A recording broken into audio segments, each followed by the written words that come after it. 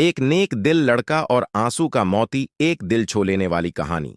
एक दिन एक नौजवान लड़का, सीधा सादा और नेक दिल, जंगल के सुनसान रास्ते से गुजर रहा था। हर तरफ दरख्तों की सरसराहट थी, आसमान पर घने बादल छाए हुए थे और फजा में ऐसी खामोशी थी गवया जंगल खुद कोई राज छुपा रहा हो। अचानक इसकी नजर एक नहीफ सी बूढ़ी औरत पर पड़ी। वो अपनी कमर पर बहुत भारी लकड़ियों का गट्ठा उठाए हुए आहिस्ता आहिस्ता चल रही थी। लड़का फौरन आगे बढ़ा, मुअद्दब अंदाज में बोला, उम्मा जी, आइए, ये बोझ मैं उठा लेता हूं। आप बहुत थकी हुई लग रही हैं। बूढ़ी औरत ने कोई जवाब न दिया, सिर्फ खामोशी से सर हिलाया। लड़के ने बोझ उठा लिया और उसके साथ चलने लगा। रास्ते भर उसके दिल में एक अजीब ख्याल बार बार आ रहा था। इतनी ज़ईफ औरत और इतना भारी बोझ, कहीं ये कोई जादूगरनी तो नहीं? जब वो दोनों उसकी झोंपड़ी के करीब पहुंचे तो लड़के ने हिम्मत करके पूछा, उम्मा जी, इस गुठे में क्या है? बूढ़ी औरत फिर भी खामोश रही, बस अंदर गई। चंद लम्हों बाद वापस आई और एक चमकता हुआ मोती उसके हाथ में रख दिया। ये ले बेटा, ये तेरा इनाम है। लेकिन वो मोती आम मोती न था। उसकी चमक में कोई उदासी, कोई गहरा दुख छिपा हुआ था। लड़के का दिल बेचैन हो गया। वो जाने ही वाला था कि उसकी नजर घर के आंगन में बैठी एक लड़की पर पड़ी। धूल से उठे कपड़े, खामोश आंखें, लेकिन एक ऐसी चमक जो किसी राजकुमारी की पहचान हो।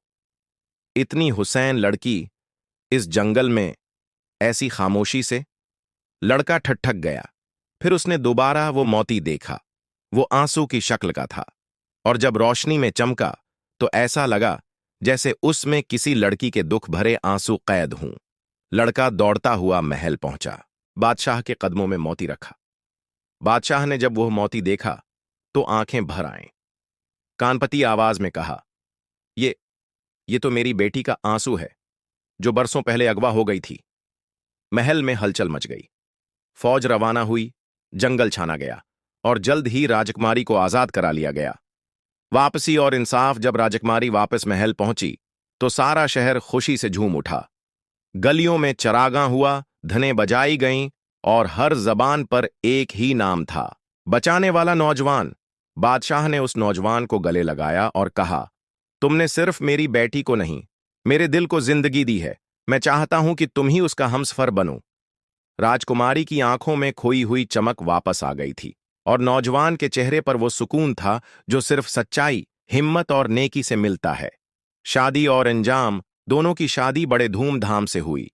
शहर भर में जश्न मनाया गया। बादशाह ने अपनी आधी सल्तनत नौजवान के नाम की और वो दोनों मिलकर अदल, मोहब्बत और इंसाफ से हुकूमत करने लगे। और वो बूढ़ी औरत, जिसका असल चेहरा एक जालिम जादूगरनी था, उसका जादू हमेशा के लिए खत्म हो गया।